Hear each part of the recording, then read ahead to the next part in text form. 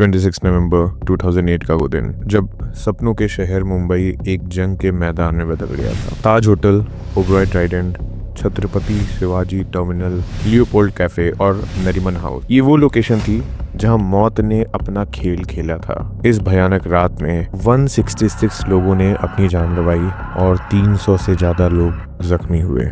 ये सिर्फ एक टेररिस्ट अटैक नहीं था, ये भारत के विरुद्ध एक जंग थी जो बहुत पहले प्लान की गई थी और इस प्लान का एक मास्टरमाइंड था डेविड कोलमैन हेडली।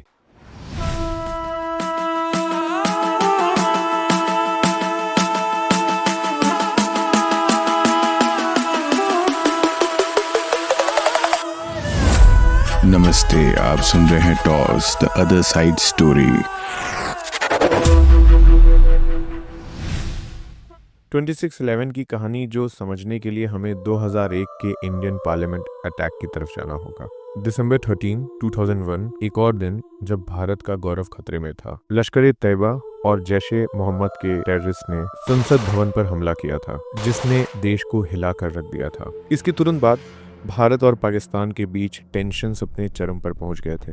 ऑपरेशन पराक्रम, जिसमें भारतीय सेना को बॉर्डर पर डिप्लॉय किया गया था, एक वार्निंग थी कि भारत चुप बैठने वालों में से नहीं है। लेकिन ये बात भी सच है कि इसके बाद सिक्योरिटी और इंटेलिजेंस सिस्टम में कई रिफॉर्म्स हुए, पर रिफॉर्म्स होने के बावजूद एक और अटैक की प्लानिंग शुरू हो गई थी। और इस प्लानिंग के पीछे एक बड़ा हाथ था डेविड हेडली का, जिसका असली नाम था दाऊद गिलानी। डेविड का जन्म 1960 में हुआ था, एक पाकिस्तानी डिप्लोमेट और एक अमेरिकन मदर के घर।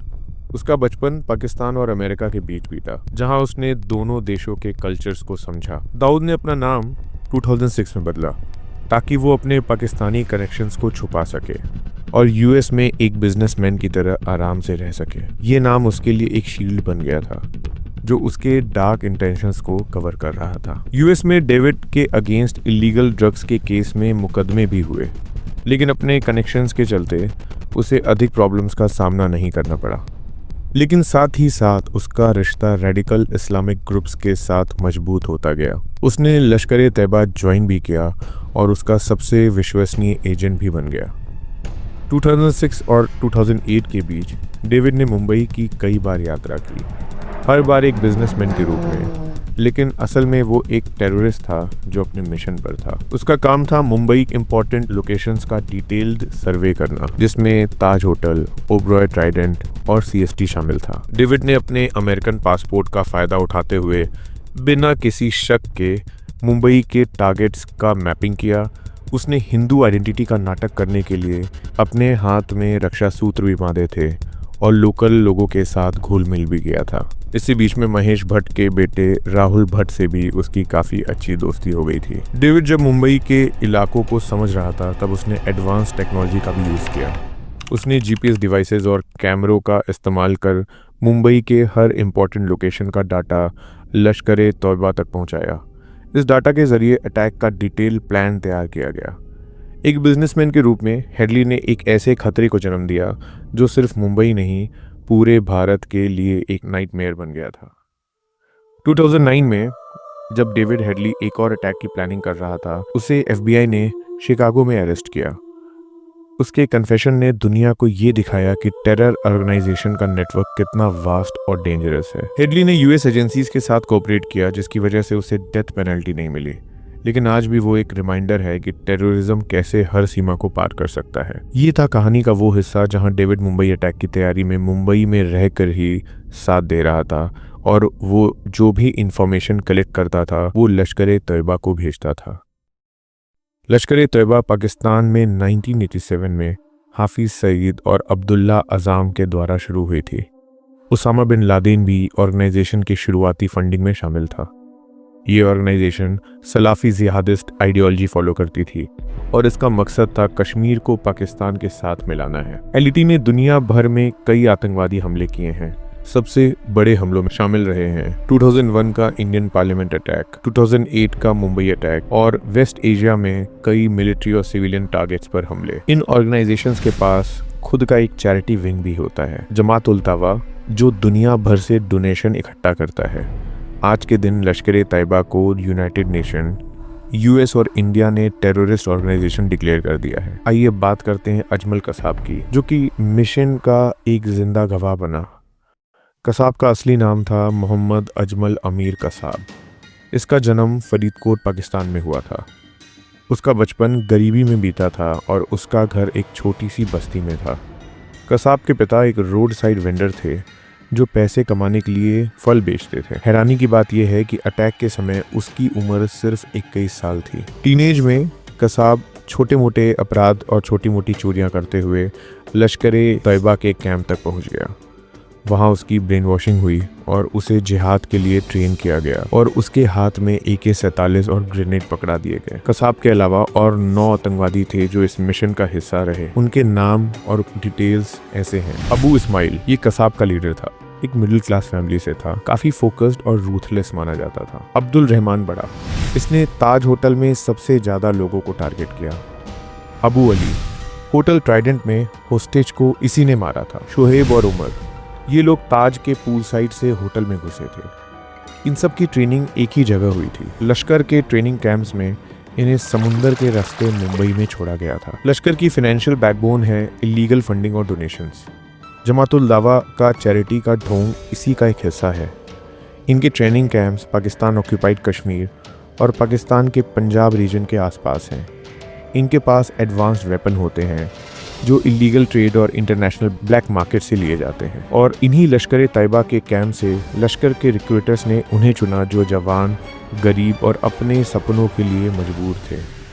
रिक्रूटमेंट का मकसद था उनका विश्वास जीतना और उन्हें जिहाद के नाम पर लड़ने के लिए तैयार करना। रिक्रूटमेंट के दौरान इन लड़कों को बताया गया कि वो अल्लाह के लिए लड़ रहे हैं और शहादत उनकी सबसे बड़ी जीत होगी। अजमल कसाब जैसे लोग, जो पाकिस्तान के फरीदकोट गांव का था, सिर्फ 21 साल का था। कसाब के घर की हालत काफ़ी ख़राब थी और इसी वजह से उसने लश्कर के साथ जुड़ने का फैसला लिया। रिक्रूटर्स इन मजबूर जवान लड़कों को कुछ ऐसी बातें बोल के उनका ब्रेन वॉश करते थे, जैसे तुम्हें अल्लाह का सिपाही बनने का मौका मिल रहा है, तुम्हारा नाम अमर हो जाएगा। इन लोगों की ट्रेनिंग करीबन 18 महीने तक चली। ट्रेनिंग को 3 हिस्सों में बांटा गया, जिसको पहला दावा कहा जाता है, दूसरा अस्कारी और तीसरा एडवांस अस्कारी। आइए इसके बारे में थोड़ा थोड़ा जानते हैं। दावा, जो कि एक मेंटल कंडीशनिंग की ट्रेनिंग होती है। ट्रेनीज को जिहाद और इस्लाम के इंटरप्रिटेशंस को समझाया गया। उनका विश्वास पक्का किया गया कि वो दुनिया को बदलने निकले हैं। उन्हें तरह तरह से ब्रेन वॉश किया गया, जैसे कि वो अल्लाह और अपने मजहब की रक्षा के लिए लड़ रहे हैं। उनके लिए शहादत ही उनका एंड गोल होना चाहिए और मरने पर उन्हें जन्नत मिलेगी जहां अनलिमिटेड वेल्थ होगी। उनकी जवानी का फ़ायदा उठाते हुए उन्हें जन्नत में हूरों को भी सपने दिखाए गए। फिर होती है अस्करी, जिसको बेसिक ट्रेनिंग कहते हैं। यहाँ उन्हें AK-47 चलाना, ग्रेनेड्स का इस्तेमाल और जंगल सर्वाइवल स्किल सिखाई जाती है। ये ट्रेनिंग पाकिस्तान ऑक्यूपाइड कश्मीर और पाकिस्तान के दूसरे आइसोलेटेड रीजन्स में होती है। उन्हें बिना कुछ खाए पिए भी पहाड़ों पर चढ़ने की, लड़ने की, तैरने की, भागने की ट्रेनिंग दी जाती है। फिर होती है तीसरी प्रकार की ट्रेनिंग, जिसको हम लोग एडवांस्ड अस्करी कहते हैं। इसमें टैक्टिक्स सिखाई जाते हैं, वो टैक्टिक्स जो मुंबई जैसे अर्बन एरिया में काम आए। उन्हें होस्टेज सिचुएशंस, बॉम्ब लगाना और GPS नेविगेशन कैसे यूज़ करना है, ये सिखाया गया। यहाँ उन्हें कम्युनिकेशन, टेक्नोलॉजी का यूज़ और मैप्स को पढ़ाना सिखाया गया। उन्हें इंडियन एक्सेंट की भी प्रैक्टिस कराई गई, जिससे उन पर कोई शक ना कर पाए। ट्रेनिंग के एंड में इन टेररिस्ट को एक टेस्ट दिया गया। इस टेस्ट में उन्हें कहा गया कि वो बिना किसी गलती का एक मॉक मिशन कंप्लीट करें। फेल होने का मतलब है इस ग्रुप से निकलना। उन्हें इंडियन एक्सेंट्स को कॉपी करना, मुंबई के लैंडमार्क्स की फ़ोटो याद करना और अपने लक्ष्य को समझना भी सिखाया गया। उन्हें बताया गया कि कैसे एक टारगेट उनका इम्पोर्टेंट मकसद पूरा करेगा। एग्जाम्पल के तौर पर गेटवे ऑफ इंडिया पर ध्यान लगाओ। ये सिर्फ एक जगह नहीं, एक आइकन है जो तुम्हारे मिशन को हाईलाइट करेगा। 18 महीने की इस ट्रेनिंग ने 10 ऐसे जवानों को तैयार किया जो मौत के फरिश्ते बन गए। ट्रेनिंग के दौरान उन्हें हर तरह से तैयार किया गया। उन्हें मैरीटाइम ट्रेनिंग दी गई, सिटी नेविगेशन सिखाया गया और वेपन्स एंड टैक्टिक्स की ट्रेनिंग भी दी गई। इस सब के दौरान डेविड हेडली लश्कर और ISI के लिए एक स्पाई और प्लानर के रूप में काम करता रहा। उसका काम था मुंबई के लैंडमार्क्स के डिटेल मैप्स और वीडियोस प्रिपेयर करना। डेविड ने मुंबई के लैंडमार्क्स के आसपास का एरिया एक्सप्लोर किया और कई घंटों के वीडियो शूट किए। उसने कई जीपीएस कोऑर्डिनेट्स भी नोट किए जो बाद में अटैक्स की प्लानिंग में यूज़ हुए। हेडली ने मुंबई के वाटर फ्रंट्स का सर्वे किया और कोलाबा के एक फिशरमैन्स के एरिया को भी आइडेंटिफाई किया जहां से टेररिस्ट ने मुंबई एंटर किया था। पाकिस्तान नेवी ने इस नेविगेशन ट्रेनिंग में हेल्प भी की थी। टेररिस्ट के पास कुछ इंडियन सिम कार्ड्स थे जो उन्होंने ब्लैक मार्केट से एक्वायर किए थे। ये इंश्योर करने के लिए था कि उनका कम्युनिकेशन ट्रैक करना मुश्किल हो। इसके अलावा उन्हें इंडियन क्लोथिंग और मुंबई के डायलेक्ट की बेसिक फ्रेसेस भी सिखाए गए ताकि वो क्राउड में ब्लेंड भी हो सकें। हेडली के द्वारा बनाई गई वीडियोस और मैप को अटैक के लिए डायरेक्ट यूज़ किया गया था। यही वजह थी कि टेररिस्ट हर लैंडमार्क और एस्केप रूट को डिटेल में जानते थे। इस पूरे अटैक के दौरान साजिद मीर, जो कि लश्कर का मास्टरमाइंड था, कराची के कंट्रोल रूम से सभी टेररिस्ट को इंस्ट्रक्शन दे रहा था। यह अटैक सिर्फ एक टेररिस्ट एक्ट नहीं था, बल्कि केयरफुली प्लान्ड ऑपरेशन था जो सालों तक प्रिपेयर किया गया था। डेविड हेडली की रिसर्च और लश्कर की ट्रेनिंग ने इसे सक्सेसफुल बनाने में सबसे ज़्यादा रोल प्ले किया था। टेररिस्ट कराची से छोटी सी स्पीड बोट में 23 नवंबर 2008 को निकले थे। उन्होंने इंटरनेशनल वाटर में एक इंडियन फिशिंग बोट, जो इसका नाम कुबेर था, को हाईजैक किया। इस बोट के क्रू मेंबर को मार दिया गया और सिर्फ कैप्टन को जिंदा रखा, उन्हें मुंबई तक गाइड करने के लिए। जब वो मुंबई के करीब पहुंचे तो उन्होंने कैप्टन को भी मार दिया। 26 नवंबर की रात लगभग 9:30 बजे ये टेररिस्ट मुंबई के बादवर पार्क पर उतरते हैं और सब दो के ग्रुप में अपने अपने टारगेट्स की ओर निकल पड़ते हैं। उन्हें बोट पर उतरता देखकर वहां के कुछ लोकल्स को उन पर शक होता है, तो वो लोकल्स टेररिस्ट से उनके बारे में पूछते हैं, पर कसाब उन्हें डांट कर चुप करा देता है। रात 10 से 10:30 के बीच में मुंबई की 4 locations, Mumbai CST, Leopold cafe, Trident Oberoi, Nariman house पर एक साथ हमला शुरू हो जाता है। मुंबई सीएसटी, जहां कसाब और इस्माइल गए थे, वहां अपना आतंक फैलाकर वो कामा हॉस्पिटल की ओर बढ़ते हैं, लेकिन वहां का स्टाफ समझदारी दिखाते हुए सभी वार्ड्स के दरवाजे अंदर से बंद कर लेता है। जिसके बाद कसाब और इस्माइल हॉस्पिटल से बाहर निकलकर अपनी अगली लोकेशन पर जाने लगते हैं। यहीं पर इन दोनों को चेस करते हुए एटीएस चीफ हेमंत करकरे अपने 3 साथियों के साथ शहीद हो जाते हैं, पर मुंबई पुलिस इसके बावजूद इस्माइल को मार गिराती है और कसाब को जिंदा पकड़ लेती है। बता दें कि 10 आतंकवादियों में से कसाब इकलौता था जिसे जिंदा पकड़ा गया था। इसके बाद रात लगभग 11 बजे अटैक शुरू होता है। ताज होटल पर 27 नवंबर 12 बजे तक मुंबई पुलिस होटल को चारों ओर से घेर लेती है, जिससे टेररिस्ट का बाहर जाने का हर रास्ता ब्लॉक किया जा सके। रात भर बिल्डिंग के अंदर ब्लास्ट और गोलियों की आवाज आती है। एक बॉम्ब ब्लास्ट के कारण होटल के सेंट्रल डोम में आग लग जाती है और इस आग को बुझाने के लिए फायरमैन को भी बुला लिया जाता है। सीढ़ियों की मदद से खिड़कियों के रास्ते रात लगभग 3 बजे तक फायरमैन 200 लोगों को रेस्क्यू कर लेते हैं। 27 नवंबर की सुबह तक दिल्ली से एनएसजी कमांडोज को बुला लिया जाता है, लेकिन कुछ लॉजिस्टिकल इश्यूज के कारण कमांडोज को दिल्ली से मुंबई की सभी अटैक लोकेशन पर पहुंचाने में 7-8 घंटे का समय लग जाता है। 27 नवंबर की सुबह लगभग 7 बजे तक मुंबई पुलिस को इंस्ट्रक्शंस दे दिए जाते हैं कि अब ये ऑपरेशंस एनएसजी संभालेगी और उन्हें केवल आसपास की बिल्डिंग को खाली कराना है। तो मुंबई पुलिस ताज होटल, नरीमन हाउस और ओबरॉय ट्राइडेंट की सभी एडजेसेंट बिल्डिंग्स को खाली कराना शुरू करते हैं। 27 नवंबर की शाम 5-6 बजे तक कमांडोज इन तीनों लोकेशंस पर पहुंचकर अपना ऑपरेशन शुरू करते हैं, जिसमें उनकी मदद नेवल हेलीकॉप्टर्स भी करते हैं। 28 नवंबर की शाम तक 24 घंटे के लंबे ऑपरेशन के बाद नरीमन हाउस और ओबरॉय होटल से सभी को बचा लिया जाता है और टेररिस्ट को मार गिराया जाता है। अब तक होटल ताज में भी केवल एक ही टेररिस्ट बचा रहता है। 28 और 29 नवंबर के बीच की रात भी ताज में कई एक्सप्लोजन सुनाई देते हैं, पर 29 नवंबर की सुबह 4:30 बजे के करीब होटल ताज भी एनएसजी के कंट्रोल में आ जाता है। पर अब एनएसजी को एक और शॉक मिलता है जब वो रियलाइज करते हैं कि उनका अंदाज़ा गलत था और होटल में अब भी एक टेररिस्ट छुपा हुआ है। अगले 3 घंटे तक कई गनशॉट्स की आवाज़ के बाद इस आखिरी टेररिस्ट को भी कमांडोज मार देते हैं और 3 दिन के आतंक के बाद मुंबई एक बार फिर सुरक्षित हो जाती है। इस सबके बीच मुंबई पुलिस के ऑफिसर्स और एनएसजी कमांडोज को हमारी सुरक्षा के लिए अपनी जान भी गंवानी पड़ी। वीडियोस के इस सेगमेंट में उन सभी को याद करते हुए हम उन्हें श्रद्धांजलि अर्पित करते हैं। कांस्टेबल तुकाराम ओम्बले, जिन्होंने बिना किसी हथियार के कसाब को जिंदा पकड़ा था।